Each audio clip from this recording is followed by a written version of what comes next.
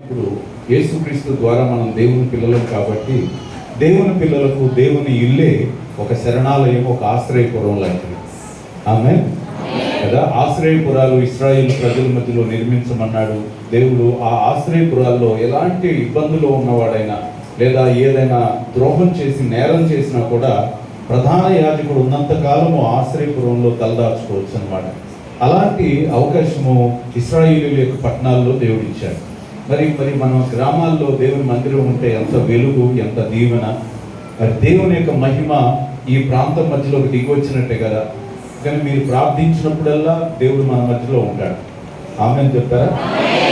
నేను వారి మధ్యలో ఉంటాను, నేను వారి మధ్యలో సంచరిస్తాను, నేను వారికి దేవుడనై ఉంటాను, వారు నాకు ప్రజలై ఉంటారని దేవుని వాక్యంలో స్వయాన దేవుడే మాటిచ్చారు. కనుక ఈ మందిరము అన్న దాని యొక్క విశిష్టత చాలా మందికి తెలియక మందిరాలని సరిగ్గా మనం సమకూర్చుకోలేకపోతున్నాం. సంఘాన్ని కడుతున్నాం కానీ సంఘానికి సదుపాయం కూడా కావాలి. మరి సదుపాయాలు లేకుండా ఎక్కడ కూర్చుంటామండి? అదే ఇక్కడ రేకులు షెడ్ కింద ఉండాలంటే మన భారతదేశంలో మరి ముఖ్యంగా ఈ ప్రాంతాల్లో ఈ ఎండలకి ఉండే పనేనా?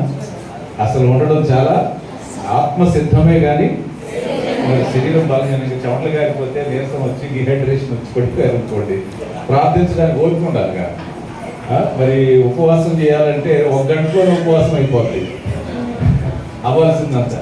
మరి మెల్లగా దేవుడు రాబోయేటువంటి దినాల్లో ఈ స్థలాన్ని మరింత విస్తరింప చేయను గాక.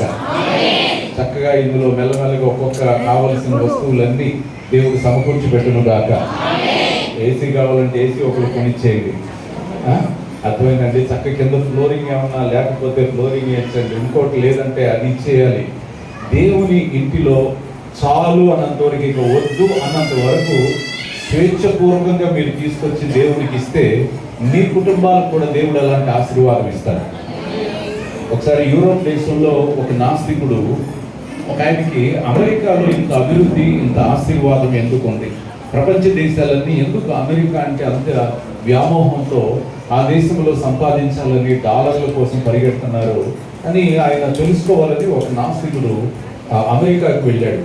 వెళ్ళి అమెరికా యొక్క ఆశీర్వాదం అమెరికా యొక్క పరిశ్రమల్లో ఉంది అని చెప్పి పరిశ్రమలన్నింటినీ చూశాడు. చూసిన తర్వాత పరిశ్రమలు బాగా పనిచేస్తున్నాయి, అయితే పరిశ్రమలలోనే లేదు అని అనిపించింది ఆయన. తర్వాత ఆయన అనుకున్నాడు విద్యాలయాల్లో ఉన్నాయని విద్యాలయాలకు వెళ్ళి చూశాడని. పెద్ద పెద్ద కాలేజీలు ఉన్నాయి, పెద్ద పెద్ద స్కూల్స్ ఉన్నాయి. అవి కూడా చూసిన తర్వాత అనిపించిందంటే కొంతవరకు విద్యాభ్యాసం వల్ల కూడా అమెరికా అభివృద్ధి చెందింది అనుకున్నాడు. ఆ తర్వాత ఆయన అనుకున్నాక ఇంకా శాస్త్ర విజ్ఞానం సంబంధించినటువంటి పరిశోధన కేంద్రాల్లో ఉంటుందని సైంటిఫిక్ ల్యాబొరేటరీస్ అన్నీ తిరిగి చూశాడు. అది కూడా బాగున్నాయి అనిపించింది కానీ ఎందుకు ఆయన మనసులో సమ్మతి రావట్లా, ఇక్కడే ఆశీర్వాదం ఉండాలి. తర్వాత అంతా పర్యటించి అమెరికా తిరిగి ఒకరోజు రెస్ట్ తీసుకుని ఆ రోజు ఆ దగ్గరలో ఉన్న చర్చికి ఊరికి వెళ్ళాలనిపించి మందిరానికి వెళ్ళాడంట. వెళితే ఆ రోజు ఆ మందిరంలో దైవజనుడు ఆ వేదికపై నుండి చెప్పినటువంటి వర్తమానం విన్న తర్వాత అప్పుడు అనిపించిందట అమెరికా ఆశీర్వాదం దేవుని మందిరంలో ఉన్నాయి. ఎక్కడుంది? దేవుని మందిరంలో పుల్పీట్ దగ్గర నుండి వస్తుంది. అనగా దేవుడు తన ప్రజలతో మాట్లాడుతున్నాడు, ఇక్కడ తన ప్రజలకు తన ప్రత్యక్షతనిస్తున్నాడు. అందుకని ఈ జనము బుద్ధిగల జనంగా, జ్ఞానం గల జనంగా, మంచి యుక్తిగల ప్రజలుగా, శ్రమజీవులుగా పనిచేసుకుని ఈ దేశాన్ని ఇంత సుసంపన్నమైన దేశంగా చేసుకోగలిగారు. ఒకవేళ దేవుని ఉపదేశమే కనుక లేకపోయి ఉంటే ఈ దేశము ఎడారిగానే మిగిలిపోయి ఉండేదనే ఒక చివరి కంక్లూషన్కి వచ్చాడు అన్నమాట. మరి ఈ రోజు ఉదయకాలమందు ఈ నూతన మందిరము ఎవరి కోసం అంటే కేవలం పాస్టర్ డానియల్ గారు లేదా వారి కుటుంబం నిమిత్తం కాదు. మరి దైవజనులు నాతో ముందు చెప్తూ వచ్చారు. 35 సంవత్సరాల నుండి మరి పాస్టర్ అహరోన్ గారు, పాస్టర్ గారు తల్లి గారు ఇద్దరు ఈ ప్రాంతంలోనికి వచ్చి మరి ఈ ప్రాంతంలో ఎంతో ప్రయాసపడి దేవుని కోసం ఎంతో మందిని దేవుని యొక్క సేవకులుగా తర్ఫీదిచ్చి సంఘాలను కట్టి ఎన్నో విధాలుగా దేవుని రాజ్య వ్యాప్తిలో చాలా శ్రమపడ్డారని చెప్పారు. మరి దేవుడు మరి ఇంతకాలం వారి యొక్క శ్రమను చూశాడు. ఇక నాకు అనిపిస్తుంది కొద్ది కాలము దేవుని కోసం ప్రయాసపడేటువంటి ఒక పీరియడ్ ఉంటుంది. ఆ పీరియడ్ అయిన తర్వాత దేవుడు వారిని అభివృద్ధి చేయడం ప్రారంభిస్తాడు. హల్లెలూయా. ఆ యొక్క శ్రమ పడేటువంటి రోజుల్లో, ప్రయాస పడేటువంటి రోజుల్లో మనసులో కొంచెం భయం కలుగుతూ ఉంటుంది. అబ్రహామునకు వాగ్దానం చేయబడినప్పుడు 75 సంవత్సరాల వయసు అబ్రహాం. 75 సంవత్సరాల నుండి 100 ఏళ్ల వరకు వాగ్దానం నెరవేరలేదు. మరి 25 సంవత్సరాలు నిరీక్షించే వయసు కాదు అది. 25 ఏళ్ళకి 50 ఏళ్ళ వరకు వెయిట్ చేయమంటే వెయిట్ చేయగలరు. కానీ 75 సంవత్సరాల వయసు ఉన్న వాడిని దేవుడు ఇంకా పరీక్షిస్తున్నాడు. 100 ఏళ్ళు వచ్చే వరకు కూడా వెయిట్ చేశారు. కానీ అంత విశ్వాసము, పట్టుదల, ఓర్పు అబ్రహాం ఉంది కాబట్టి వాగ్దానములను స్వతంత్రించుకున్నాడట. ఆమేన్. కాబట్టి ఈ యొక్క పరిచర్య ఎల్ షదాయ్ వర్షిప్ సెంటర్కి మన ఇజ్రాయెల్ దేశానికి బ్రదర్ పాస్టర్ ఇమ్మానుయేల్ గారు ఇప్పుడు వరకు మన గ్రీటింగ్స్ ఇచ్చారు, దైవజనులు వచ్చారు. అదేవిధంగా డానియల్ ప్రసంగి గారు ఇజ్రాయెల్ దేశానికి వెళ్ళారు. వెళ్ళినప్పుడు అక్కడ తాడేపల్లిలో చర్చి పడిపోవడం, ఆ విషయాలు చూసినప్పుడు మేము ప్రార్థన చేశాం. ప్రభువా, మరి దాసుడు ఎంతో శ్రమ పడ్డాడు, ఆయనకి మరి ఇట్లాంటి పరిస్థితి రావడం చాలా బాధాకరమైంది. మీరే ఏదో ఒక రీతిగా మీరు ఆ బిడ్డను నిలబెట్టాలని మా యొక్క ప్రార్థనలో జ్ఞాపకం చేసుకున్నాను. అయితే రాత్రి దుఃఖం వస్తుంది కానీ ఉదయం అది సంతోషంగా మార్చబడుతుంది. కాబట్టి దినములన్నీ ఒకేలాగా ఉండవు. దేవుని యొక్క దర్శన కాలం వచ్చినప్పుడు అద్భుతమైన రీతిలో సమస్తం సమకూర్చబడతాయి. మరి ఈ యొక్క మందిరమున ఈ ఉదయకాలం మందు ఈ రీతిగా ఇంతమంది చేరి దేవుణ్ణి ఆరాధిస్తున్నారంటే ఇప్పుడు ఇది చూస్తున్నాము. రాబోయేటువంటి రోజుల్లో ఈ స్థలము మాకు ఇరుకుగా ఉంది అనబోతున్నారు. యెషయా 49వ అధ్యాయం 20వ వచనంలో అక్కడ యెషయా ప్రవక్త ద్వారా ఈ మాటను చెప్పాడు. దాన్ని మీరందరూ కూడా సొంతం చేసుకోవాలి.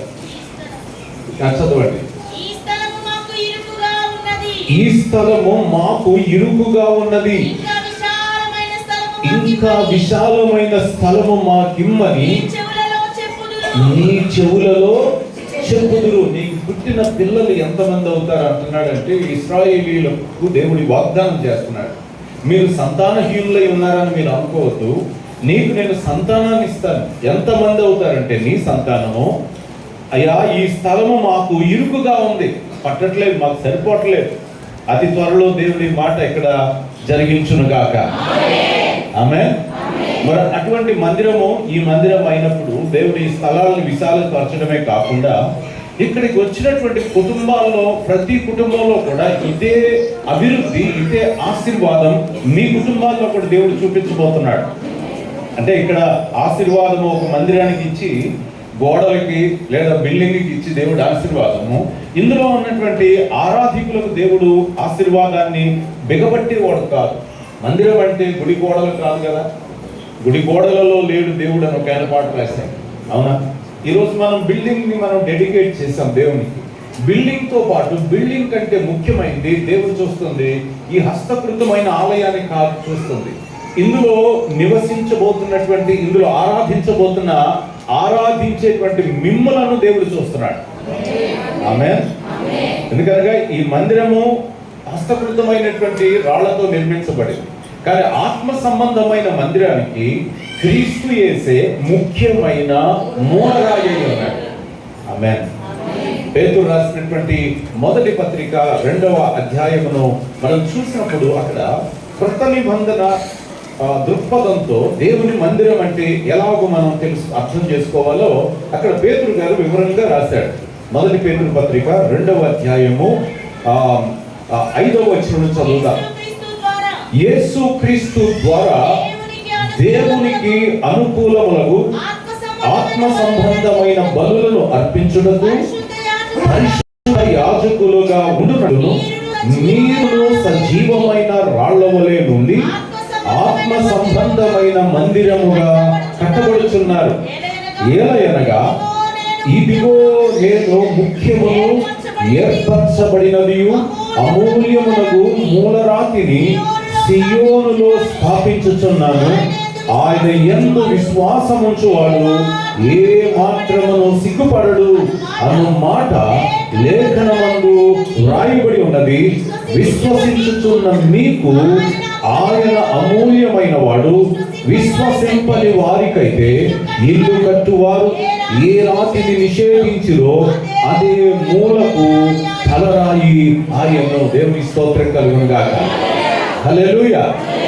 ఈ మందిరం అంట ఆత్మ సంబంధమైన మందిరం అంట. ఏ మందిరం? అంటే గోడలు మనం చూస్తున్నప్పుడు భౌతికంగానే కనబడుతున్నాయి. అంటే భౌతికమైనటువంటి స్థలంలో ఆత్మ సంబంధమైనది కూడా ఉంటుందా? ఉంటుంది. మనం అందరం భౌతిక దేశంలోనే ఉన్నది, భౌతికంగా శరీరంలోనే కదా మనం ఉన్నది ఒక భౌతిక ప్రాంతంలోనే ఉన్నాం కదా. అయితే ఈ భౌతికమైనటువంటి ఈ లోకంలో దేవుడు ఆత్మ సంబంధమైన దాన్ని కూడా తీసుకొస్తున్నాడు. ఎందుకని ఈ రెండు కలవాలి, భౌతికమైనది ఆత్మ సంబంధమైనది రెండు ఏకమైతే తప్ప దేవునికి అది అనుకూలమైన మందిరంగా మార్చబడలేదు. ఎక్కడో మనం అంతరిక్షంలోనికి వెళ్ళి దేవుణ్ణి ఆరాధించుంటాం, అక్కడ భౌతికమైనవి ఉండవంటే అక్కడికి వెళ్ళగలమా? మనం వెళ్ళలేం. మనం ఈ లోకంలో ఉన్నాం, టెంపరల్ వరల్డ్లో ఉన్నాం. ఈ లోకంలో ఉండగా మనని దేవుడు కలుసుకోవాలి, వచ్చి మనం దేవుని కలవాలి. అదే కదా మందిరం యొక్క అసలైన తాత్పర్యము. మొట్టమొదట ఏదేను తోటలో ఉన్నప్పుడు ఆదాము దేవుని యొక్క కుమారుడుగా ఉండి ఏదేను తోటలో అలా సంచరిస్తుండగా చెట్ల మధ్యలో చల్లటి పూట యెహోవా వచ్చి ఆదాముతో మాట్లాడేవాడు. God use to commune with him. ఆదామా అని పిలిచేవాడు. పిలిస్తే నాయన అని ఆదాము దగ్గరికి వెళ్ళేవాడు. ఆదాముకి దేవునికి మధ్యలో తెరలు ఏమీ లేవు. ఆదాము దేవునితో మాట్లాడడానికి బలి అర్పించాల్సినటువంటి అవసరం ఏమీ లేదు. ఎందుకంటే ఆదాముకి దేవునికి మధ్యలో అడ్డుగోడలు లేవు కాబట్టి, ఏ విధమైన అపరాధము ఆదాములో లేదు కాబట్టి దేవుడు ఆదాము ఇద్దరు ముఖాముఖిగా మాట్లాడుకుంటూ వచ్చేవాడు. అందుకని ఏదైనా తోటలో మందిరంతో పని లేకుండా పోయింది. మందిరం కట్టించాడా దేవుడు? ఏదైనా తోటలో కట్టించలా. తూర్పున దేవుడు ఆదామునకు ఏదైనా తోట ఇచ్చాడు, చెట్లు ఇచ్చాడు, నదులు ఇచ్చాడు, బంగారం ఇచ్చాడు, గోళాలను ఇచ్చాడు. మీరు ఆదికాండం చదివితే అందులో ఉన్నటువంటి ఆ నది ప్రవహించుకుంటున్న ప్రాంతాల్లో ఏమేమి ఉంటే అన్నీ చెప్పాడు. నీవు ఈ వనమును సేద్యపరచమన్నాడు, చెట్ల ఫలములు తినమన్నాడు. అంతేగాని ఆదివారం పూట నువ్వు ఆరాధన చేయమన్నాడా? చేయమన్నా. ఎందుకని అంటే ప్రతిరోజు దేవుడు కనబడుతున్నాడు. హల్లెలూయా. ప్రతిరోజు ఆయనతో మాట్లాడుతున్నాడు. కనుక ఇక మందిరంతో అవసరం లేదు. దేవుడే స్వయంగా ముఖాముఖిగా మాట్లాడాడు కాబట్టి ఎప్పుడైతే పాపం చేసి ఏదేను తోట నుండి బయటికి పంపించేయబడ్డాడో ఆ తర్వాత దేవునికి ఆరాధన చేయడానికి కయ్యూను హేబేలు ఇద్దరు దేవుని దగ్గరికి ఎందుకు తెచ్చినట్టుంది? బలిని తెచ్చినట్టుంది. అంటే బలి లేకుండా ఇక మనతో దేవుడు మాట్లాడాడు. బలి అర్పించాల్సిందే. బలి లేకుండా ఆయన మనకు దర్శనం ఇవ్వడు. బలిపీఠం కట్టాలి, బలిపీఠం మీద దేవునికి ఇష్టమైన బలిని అర్పించాలి. అర్పిస్తే దేవుడు వచ్చి నా అర్పణను అంగీకరిస్తాడు. అంగీకరించిన తర్వాత ఆయన నాతో మాట్లాడాడు. అంతకుముందు ఆ వ్యవస్థ లేదు. There was no need for sacrifice. కానీ ఎప్పుడైతే పాపం వచ్చిందో బలి అన్నది అవసరమైంది. ఆ బలి అర్పించినప్పుడే దేవునికి అది అంగీకారమై ఆయన దిగి వచ్చి ఆ బలిని బట్టి ఆ అర్పించిన వాడిని ఆశీర్వదించేవాడు. ఇప్పుడు మనం చూద్దాం. ఆ తర్వాత ఆ యాకోబు తన యొక్క తండ్రి ఇంటి నుండి పారిపోతా, మరి అమ్మాయిని నువ్వు చూసుకోపోయి వెళ్ళి పెళ్లి చేసుకో అని తల్లి అయినటువంటి రెబెక్క ఇస్సాకు పంపించేస్తే ఈ దేశపు కూతుర్లు ఎవరిని చేసుకోవద్దు వెళ్ళిపోమంటే యాకోబు తన దారిని వెళ్ళిపోతా పారిపోతా ఉన్న సమయంలో బేతేలు దగ్గరికి వెళ్ళాడు. బేతేలు దగ్గరికి వెళ్ళి అతను ఒక రాయిని చేసుకుని దాని మీద తల వాల్చుండగా రాత్రి అతనికి దర్శనం వస్తుంది. ఆ దర్శనం ఏంటంటే ఒక నిచ్చెన కనబడుతుంది. ఏంటమ్మా? నిచ్చెన కనబడుతుంది. హల్లెలూయా. నిచ్చెన కనబడుతుంది. ఆ నిచ్చెన ఏం చెప్తుందంటే ఆ యాకోబు ఇక్కడ కాదు, ఇక్కడ కాకుండా వేరే స్థలం వైపు చూడు. ఈ నిచ్చెన యొక్క అంచు ఎక్కడ తాకుంది? ఆకాశానికి. ఆమేన్. అంటే యాకోబుకి దేవుడు ఏం చెప్తున్నాడంటే ఆకాశము భూమి కలిస్తే తప్ప అది మందిరం అవ్వదు.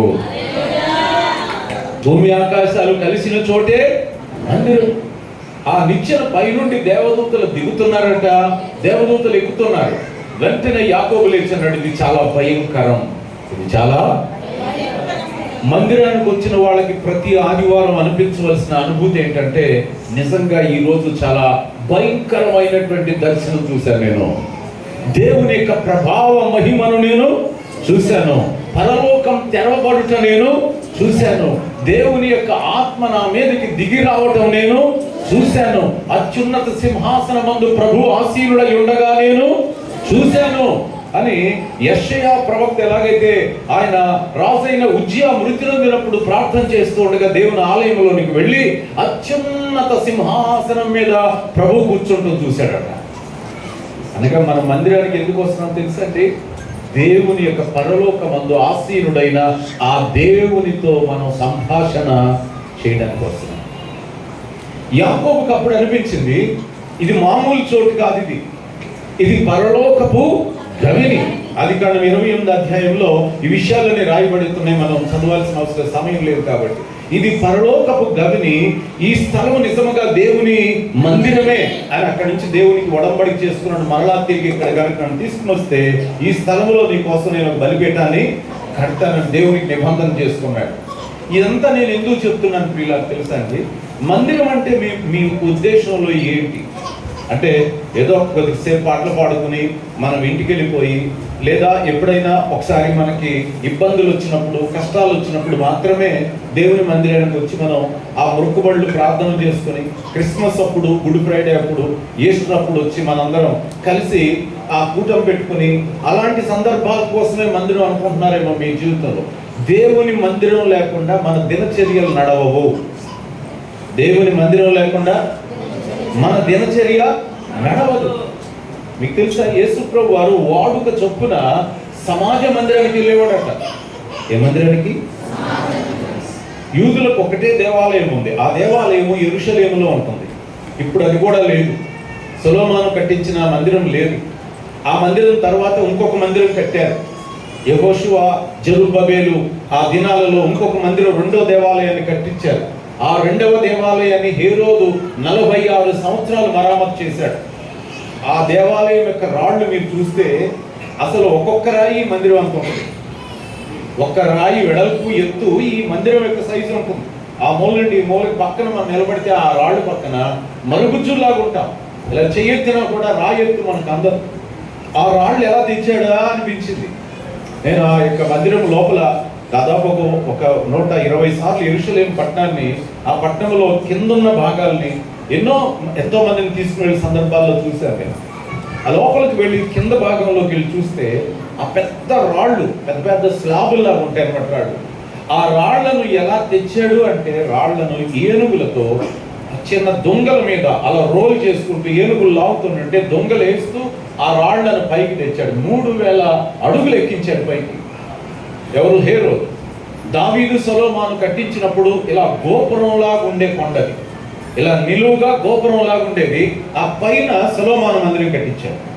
జెరుబ్బబేలు కట్టించినప్పుడు కూడా ఇంచుమించు అలాగే ఉండేది కొండ పైన. హేరోదు ఏం చేశాడంటే దాన్ని చక్కగా చదరపు ముక్కలాగా చేసి 34 ఎకరాల స్థలంగా చేశాడు. దాని చివర అంచులు కట్టించాడు, రివటింగ్ చేశాడు. ఎందుకంటే కిందకి కొండ చర్యలు పడిపోకుండా అంచులను దృఢపరిచి పెద్ద టెంపుల్ కాంప్లెక్స్ కట్టాడు. ఆ కాంప్లెక్స్ లో అన్ని జనులకు ఒక ఆవరణము, యూదులకు ఒక ఆవరణము, స్త్రీలకు ఒక ఆవరణము, అందరికి ఒక ఆవరణము. సొలొమోను మంటపాలు ఉండేవి. ఏ మంటపాలు? మొదటి క్రైస్తవ సంఘం ఎక్కడ కూడుకుందో తెలుసండి? సొలొమోను మంటపాలలో అనంటే. ఎక్కడండి? మంటపాలు అంటే ఆ యొక్క రౌండ్, ఆ పలకగా రెక్టాంగులర్ షేప్ లో ఉన్న ఆలయానికి చివర పోర్చుకోల్ లాంటివి ఉంటాయి. ఆ పోర్చుకోల్ లోపల దేవుని వాక్యాన్ని బోధించేటువంటి యాజకులు వాక్యాన్ని బోధిస్తే జనం కూర్చుని వినేవాడు. మందిరం లోపల వాక్యం చెప్పేదానికి లేదు. ఎందుకంటే మందిరం లోపల పరిశుద్ధ స్థలం, అతి పరిశుద్ధ స్థలం ఉంటుంది. అక్కడ బలి అర్పించడం, తెర లోపలికి తీసుకెళ్తున్నాయి. మరి వాక్యం ఎక్కడ చెప్పేవారంటే సొలొమోను మంటపంలో. పేతురు, యోహాను అనుదినము దేవాలయంలో కూడుకునేవారని బైబిల్ ఉంటుంది. చూడండి ఒకసారి అపోస్తుల కార్యములు చూద్దాం. where was the early church started its worship? ఆది సంఘము ఆరాధనను ప్రారంభించినటువంటి ఆ పరిశుద్ధాత్మ దేవుడు దిగొచ్చిన తర్వాత వారు దేవుని సన్నిధిలో ఏ విధంగా కూడుకుని ప్రార్థన చేశారో దేవుని యొక్క వాక్యం మనకు కనబడతా ఉంటుంది. చూడండి, అపోస్తుల కార్యములు 2వ అధ్యాయము 42వ వచనము నుండి వాక్యములు కనబడుతుంది. అమ్మా, వీరు అపోస్తుల బోధయందును సహవాసమందును రెట్టు విరుచుటయందును ప్రార్థన చేయుటయందును ఎడతెగక ఉండిరి. అప్పుడు ప్రతి వానికి భయము కలిగెను. మరియు అనేక మహత్కార్యములను, సూచక క్రియలను అపోస్తలుల ద్వారా జరిగెను. విశ్వసించిన వారందరూ ఏకముగా కూడి తమకు కలిగినదంతయు సమిష్టిగా ఉంచుకొని ఇదియుగాక వారు తమ స్థిరాస్తులను అమ్మి అందరికి వారి వారి అక్కరి కొలది పంచిపెట్టిరి.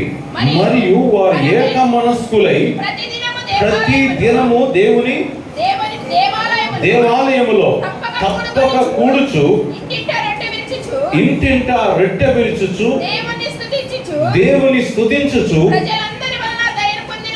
ప్రజలందరి వలన దయ పొందిన వారై ఆనందముతోను నిష్కపటమైన హృదయముతోను ఆహారము పుచ్చుకొనుచుండిరి. మరియు ప్రభు రక్షణ పొందుచున్న వారిని అనుదినము వారితో చేర్చెను. దేవుని స్తోత్రం. హల్లెలూయా. మనకి యెరూషలేము దేవాలయంలోనే కూడుకున్నారు మొదటి సంఘం, బయట ఎక్కడా కాదు, బయట వేరే ప్రదేశంలో లేదు. ఆ దేవాలయం ఎవరిది అంటే యూదులది. మరి యూదుల దినాల్లో క్రైస్తవులు ఎందుకు ఉండనిచ్చారంటే క్రైస్తవ్యమును యూద మతము వేరని ఆ రోజుల్లో అనుకోలే. మనోళ్ళే వీళ్ళు అనుకున్నారు. వీళ్ళేమో నజరేయుడైన యేసుక్రీస్తు అభిషక్తుడు, ఆయన దేవుడు పంపించినటువంటి మెస్సియా అని క్రైస్తవులు చెప్తే యూదులు పాత నిబంధన ఆచార ప్రకారంగా ఆచరించుతూ ఉండేటువంటి వాడు. వాళ్ళకి మధ్యలో గొడవలేదు ఆ దినాల్లో. కానీ ఆ దేవాలయమును సలోమాను కట్టించిన ఆవరణాన్ని హేరోదు రాజు చాలా పెద్దదిగా చేశాడు. కానీ ఇప్పుడు ఆ ఆలయం మనకు కనపడదు, అక్కడ మనకు లేదు. అక్కడ ఉండాల్సిన స్థానంలో మనకు కనిపించేటువంటి ఇప్పుడు కట్టడం ఏంటంటే డూమ్ ఆఫ్ రాక్ అని ఒక స్థలం కనబడుతుంది. ఇప్పుడు అపోస్తలులు అక్కడ ప్రారంభించినటువంటి ఈ ఆరాధనను దేవుడు ఇప్పుడు క్రొత్త నిబంధన ఆరాధన వైపుకు దేవుడు మళ్ళించాడు. హల్లెలూయా, హల్లెలూయా. అప్పుడు హస్తకృతమైనటువంటి ఆలయములో ప్రార్థన చేశారు. ఇప్పుడు మనము దేవునికి నిజమైనటువంటి ఆలయంగా దేవుడు మనలను కడుతున్నాడు. ఇప్పుడు ఆలయం లేదు కదా, అక్కడ ఉందండి, లేదు. అక్కడ ఆలయము క్రీస్తు శకం 70వ సంవత్సరంలో యేసు ప్రభువు వారు తన శిష్యులతో చెప్పాడు, మీరు చూస్తున్నారు కదా ఈ అందమైన ఆలయము, ఈ గోడలు, ఈ రాళ్ళు, ఇవన్నీ కూడా పడగొట్టబడతాయి అన్నాడు, పడిపోతాయి అన్నాడు. సరిగ్గా ఆయన చెప్పిన 70 సంవత్సరాలు అంటే క్రీస్తు శకం 70వ సంవత్సరంలో ఆ యెరూషలేము దేవాలయాన్ని రోమా చక్రవర్తి అయినటువంటి టైటస్ తన సైన్యాలతో వచ్చి ఆ దేవాలయాన్ని మొత్తం కూడా కూల్చి దాన్ని తగలబెట్టేశాడు. అక్కడ నుండి యూదులు ప్రపంచంలో అన్ని దేశాలకు చెదిరిపోయారు. ఇప్పుడు అక్కడ ఆలయము లేదు. మరి ఆలయం లేనప్పుడు ఎక్కడ ఉంటుంది ఆలయం? మరి సమాజ మందిరం యూదులకు ఒకటి ఉండేది. ఆ యూదుల సమాజ మందిరానికి యేసు ప్రభు వారు అనుదినము సమాజ మందిరానికి వెళ్ళారు. హల్లెలూయా. ఎక్కడికి వెళ్ళేవాడు? సమాజ మందిరానికి. మీరు బైబిల్లో కొత్త నిబంధనలో మార్కు సువార్త, లూకా సువార్త చదివితే యేసు వారి సమాజ మందిరంలోనికి వెళ్ళి ఆయన వాక్యమును బోధించుచు దెయ్యములను వెళ్ళగొట్టి రోగులను స్వస్థపరుస్తూ ఉండేవాడట సమాజ మందిరంలో. ఇప్పుడు మనకి దీన్ని ఏ విధంగా చూడాలి? ఇది సమాజంగా మనందరం కూడుకుని దేవునిని ఆరాధించేటువంటి ఒక కాంగ్రిగేషన్, హౌస్ ఆఫ్ కాంగ్రిగేషన్. అంటే మనందరం సమకూడటానికే తప్ప యెరూషలేము దేవాలయము వంటి దేవాలయం ఇది కాదు. ఇప్పుడు ప్రతి స్థలములో ఆయన ఉన్నాడు. అన్నాడు, ఆకాశము నా సింహాసనము, భూమి నా పాదపీఠం. దేవుణ్ణి ఆరాధించాలంటే ఒక యెరూషలేమునకు వెళ్ళి ఆరాధించక్కర్లా. యోనా ఎక్కడ ప్రార్థన చేశారు తెలుసండి దేవునికి?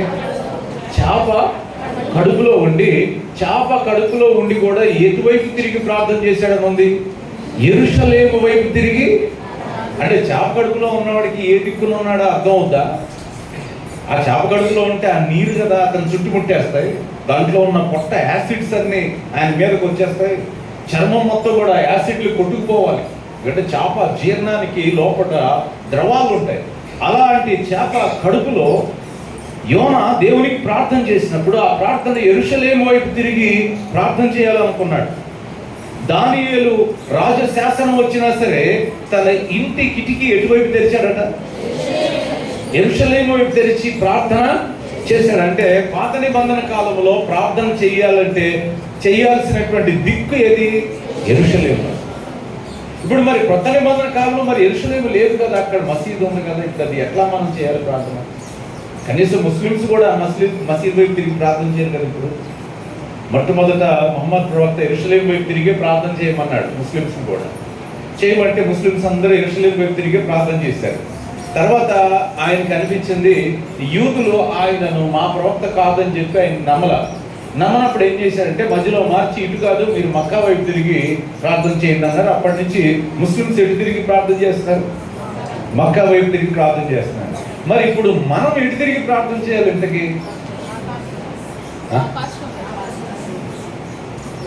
ఒక అమ్మాయికి ఇలాంటి డౌటే వచ్చింది. యేసు ప్రభువు దగ్గరికి వచ్చి అడిగింది, ప్రభువా నువ్వు ప్రవక్తలాగా అనిపిస్తున్నావు, మా పితరులేమో ఈ కొండ మీద ఆరాధించాలంటారు, యూదులేమో యెరూషలేములో ఆరాధించాలంటారు. నాకు ఈ ప్రశ్నకు సమాధానం ఎవరు చెప్పలేకపోతున్నాడు. ఎక్కడ ఆరాధించాలా, యెరూషలేములో ఆరాధించాలా? ఈ విషయం నాకు నువ్వు తేల్చాలని ప్రభుని అడిగింది. అడిగితే యేసు ప్రభు అన్నారు, అమ్మా దేవుడు ఆత్మై ఉన్నాడు. దేవుడు ఎవరై ఉన్నారు? మళ్ళా చెప్పండి, ఏమై ఉన్నాడు?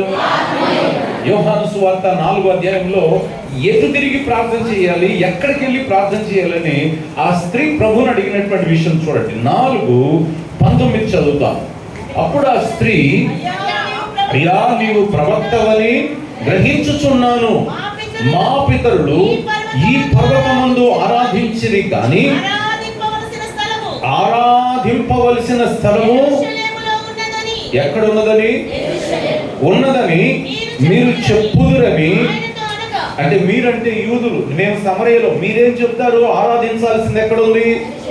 ఇక్కడ కాదు, ఈ సమరయలో కాదు ఆరాధించాల్సింది, ఈ గెరీజీము కొండ మీద కాదు ఆరాధించాల్సింది, యెరూషలేము వెళ్ళాలని యూదులు అనేవాడు. ఇప్పుడు ఆ మా పితరులు వేరే చెప్తున్నారు. ఏమంటున్నారు? యెరూషలేములో కాదు, ఎక్కడ ఆరాధించాలి?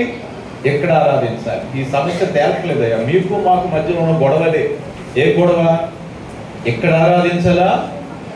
యెరూషలేములో ఆరాధించాలా? సమస్య ఏంటంటే అందుకే నేను అడుగుతున్నాను అన్నప్పుడు అన్నాడు యేసు ప్రభువారు, అమ్మ, అందరందా మీ మాట, అమ్మ ఒక కాలము వచ్చుచున్నది, ఆ కాలమందు ఈ పర్వతము మీదనైనను యెరూషలేములోనైనను మీరు తండ్రిని ఆరాధింపరు, నా మాట నమ్ముము, మీకు తెలియని దానిని ఆరాధించువారు, మేము మాకు తెలిసిన దానిని ఆరాధించువారము, రక్షణ యూదులలో నుండి కలుగుచున్నది. అయితే యథార్థముగా ఆరాధించువారు ఆత్మతోను సత్యముతోను తండ్రిని ఆరాధించు కాలము వచ్చుచున్నది. ఇక్కడ ఆగుదాం ఒక నిమిషం. ఆరాధించడానికి ఎక్కడ వెళ్ళాలి? యెరూషలేమా లేకపోతే ఇంకొక ఊరా అంటే అన్నాడు ఆయన, కాదు యెరూషలేములోనే, మాకు తెలిసింది మేము చేస్తున్నాం, మీకు తెలియదు కాబట్టి మీరు చేయలేకపోతున్నారు. అయితే అని అన్నాడు ఆయన, యథార్థముగా ఆరాధించువారు అన్నాడు. ఎవరమ్మా? సో ఎక్కడ ఆరాధించినా నీలో ఏం కావాలి? యథార్థవంతుల యొక్క ప్రార్థనల వైపు ఆయన కొర్నేలి ప్రార్థన చేస్తున్నాడు. ఎక్కడో కైసరియలో ఉండి ప్రార్థన చేస్తున్నాడు. ధర్మకార్యాలు చేశాడు, మంచోడు, తన ఇంటి వారందరితో కలిసి భక్తిగా ఉన్నాడు. ఉంటే అతను యూదుడు కాదు, అతనికి సర్వశక్తి గల దేవుడి గురించి ఏమీ తెలియదు. కానీ ఎందుకో దేవుని ప్రార్థన చేస్తున్నాడు. ఆ నీతిమంతుడైన కొర్నేలి ప్రార్థన చేస్తుండగా సాయంకాల బలి సమయంలో దేవదూత దిగి వచ్చేసాడు. కొర్నేలి వచ్చాడంటే, కొర్నేలి నీ ప్రార్థన దేవుడు విన్నాడు. స్తోత్రం కలుగును గాక. ఎందుకు విన్నాడు ఈయన? దేవుడితో ఎలా ప్రార్థన చేశాడు ఈయన? యథార్థముగా. ఇప్పుడు ఈ మండేపూడి, ఇక్కడ మండేపూడిలో మండుచున్న పొదలాగా మీరందరూ ప్రార్థన చేస్తే ఆయన ఇక్కడికి దిగి వచ్చేస్తాడు. God comes in your mids. ఎక్కడ 2-3 నా నామములో కూడుకుని ఉంటారో వారి మధ్యలో నేను ఉంటానన్నాడు. కనుక ఈ మండేపూడిలో దేవుడు ఎందుకు దిగొస్తాడు? అందుకని యథార్థంగా ఆరాధించేటువంటి వారట ఆత్మతోనూ సత్యముతోనూ.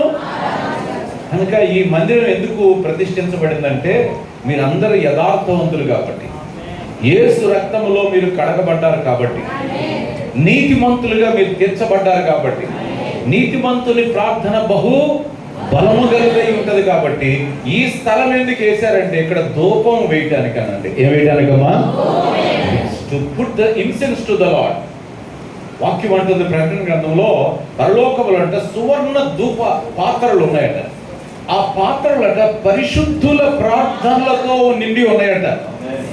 దేంతో అంటే మీ ప్రార్థన ఇక్కడి నుంచి ఎవరు తీసుకెళ్తారు అనుకోవచ్చు, ఎవరు పట్టుకెళ్తారు అనుకోవచ్చు. దేవుని దూతలు వచ్చి డైరెక్ట్గా కలెక్షన్ చేసుకుని వెళ్తున్నారు. వాళ్ళు ప్రార్థనలన్నింటినీ పోగు చేసుకుని ఆ ప్రార్థనలన్నింటినీ బంగారు పాత్రలో పట్టుకుని ఈ ప్రార్థనలన్నీ తీసుకెళ్లి దేవుని సముఖంలో ఆ పరిశుద్ధ ప్రార్థనలన్నింటినీ ప్రభు ముందు పెడుతున్నారు.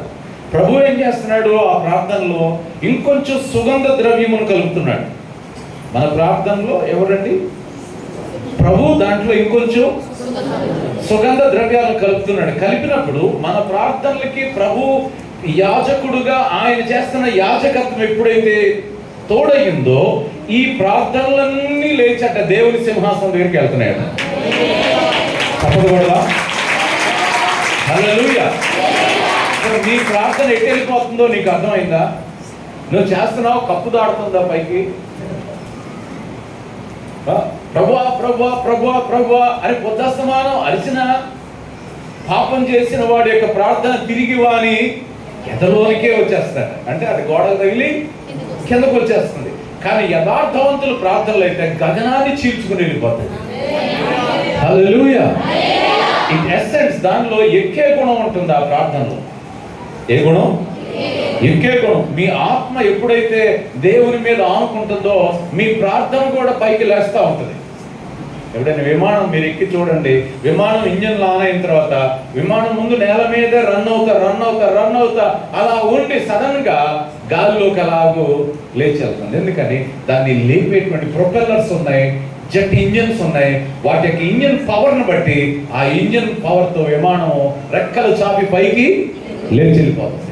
మొన్న అహ్మదాబాద్లో చూసాం మనం, ఒక ఇంజిన్ ఆగిపోయింది, 2 ఇంజన్లు ఆగిపోయినాయి.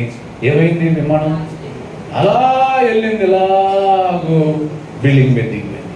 ఏంటి దిగిపోయిందంటే ఇంజన్లు ఫెయిల్ అయింది. ఏమైనా అంటే ఆత్మతో సత్యంతో నీవు ప్రార్థన చేయకపోతే, ఆరాధించకపోతే ఫెయిల్ అయిన విమానం లాగా నీ ప్రార్థన మళ్ళీ తిరిగి ల్యాండ్ అయిపోతుంది. కానీ ఎప్పుడైతే ఆత్మ సత్యంతో ఆరాధిస్తామో ఆ ప్రార్థన లేచి పరలోక దేవుని యొక్క సన్నిధానానికి చేరుతుందట. ఆ ప్రార్థనలన్నీ జ్ఞాపకార్థంగా అక్కడ ఉంటాయి. చెప్పండి కూడా దేవుని స్తుతిద్దాం. హల్లెలూయా. కనుక ఆకాశము నా సింహాసనము, భూమి సొలొమోను అంత మందిరం కట్టించి అన్నాడు, నిన్ను ఎక్కడ పట్టగలను ప్రభువా? నిన్ను పట్టడానికి సరిపోయే మందిరాన్ని నేను అసలు కట్టలేను కదా. నేను కట్టిన ఈ స్థలం ధూపం వేయటానికి అన్నాడు. ఈ కేవలం ఆ రోజుల డబ్బులతో 25,000 కోట్లు అయినాయి అంట. ఒక ఆయన అంచనా వేసాడు, ఆ యొక్క విలువైన వస్తువులన్నింటినీ వేస్తే ఇప్పటి కరెన్సీలో అన్ని వేల కోట్లు ఖర్చు పెట్టి మందిరం కట్టి అంటాడు. ఇది కేవలం వేయటానికి. మనం ఇప్పుడు 25,000 రూపాయలు కూడా కట్టకుండా 25 లక్షలు పెట్టి కూడా మనం కట్టకుండా సొలొమోను మందిరం కంటే గొప్పది అనుకోలేం కదా. మరి ఇక్కడ కూడా ఏమి వేయాలి? మనం వేస్తే దేవుడు దిగి వస్తాడు. కనుక చర్చ్ బిల్డింగ్ అంటే ఏంటంటే సంఘము ప్రార్థన చేయడానికి ఒక స్థలం ఇది. సంఘము వాక్యాన్ని ధ్యానించడానికి స్థలం ఇది. సంఘం ఏం చేయాలి? వాక్యమును ధ్యానించాలి. Study the word. ఇక్కడ మీరు దేవుని వాక్యం నేర్చుకోవడానికి ఇక్కడికి రావాలి. ఇప్పుడు యేసుప్రభు సమాజ మందిరానికి వెళ్ళాడు కదా, వెళ్ళి ఆయన 12వ ఏట దేవాలయానికి వెళ్ళినప్పుడు దేవాలయంలో శాస్త్రులు పెద్దలు అందరూ కూర్చుంటే యేసుప్రభు చేసిన పని ఏంటి? అక్కడికి వెళ్ళి వారితో దేవుని వాక్యాన్ని గురించి తర్కించాడు.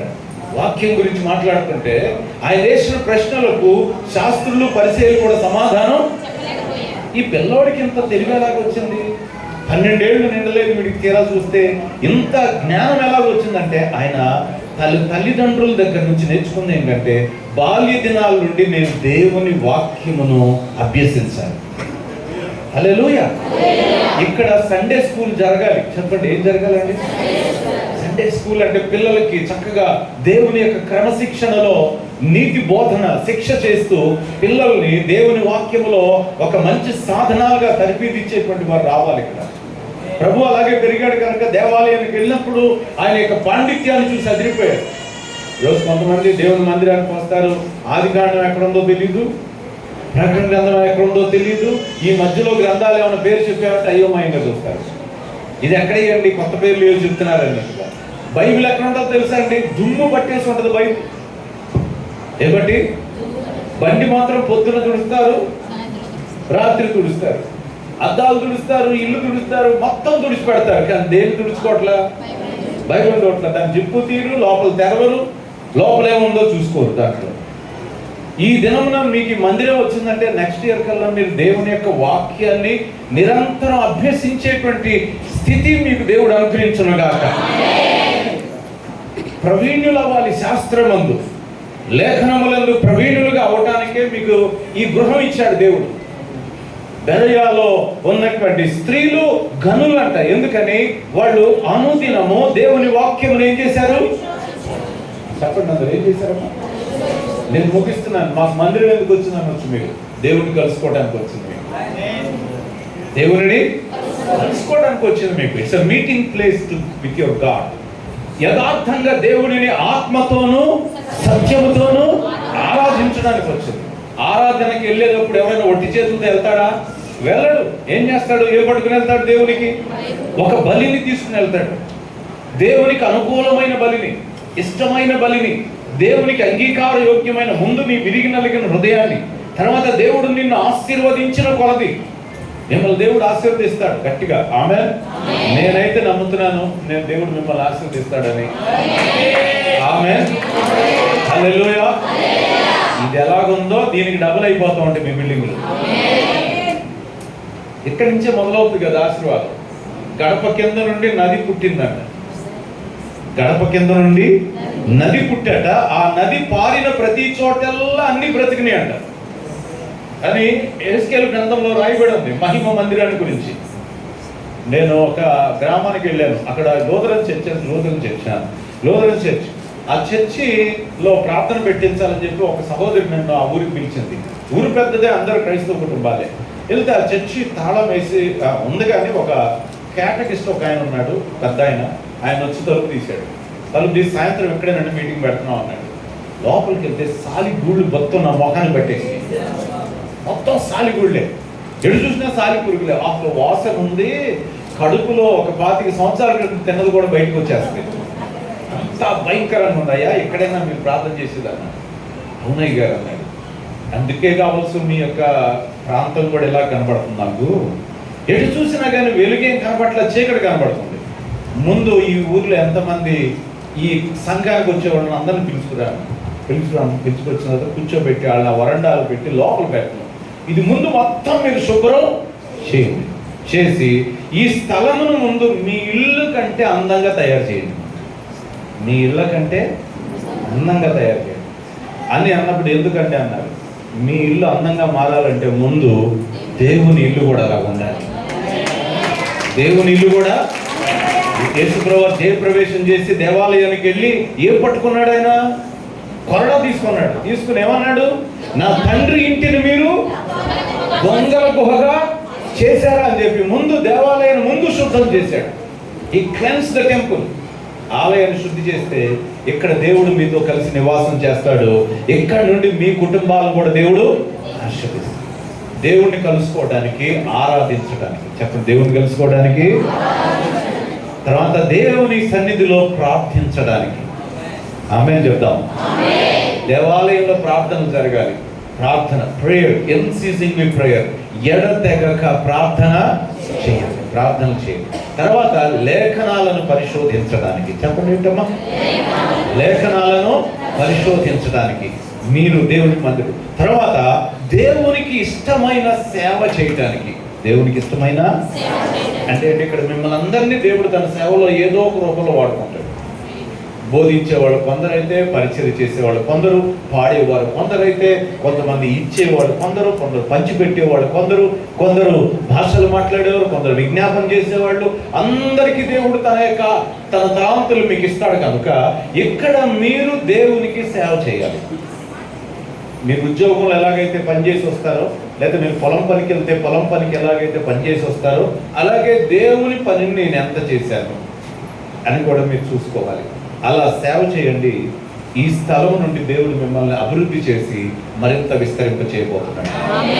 మనకి ఈ మాటలు గుర్తుపెట్టుకోండి. దేవుడు మనలను, ఈ మందిరాన్ని, ఇక్కడ ఉన్నటువంటి ఆరాధికులను, ఈ గ్రామాన్ని, గ్రామంలో ఉన్న కుటుంబాన్ని, ఈ సేవ చేస్తున్నటువంటి తన దాసుడైన డానియల్ పాస్టర్ గారిని, వారి కుటుంబాన్ని దేవుడు బహుగా ఆశీర్వదించి ఈ స్థలంలో ఘనమైన సేవ ఆయన నామహిమార్థమై జరిగించును గాక.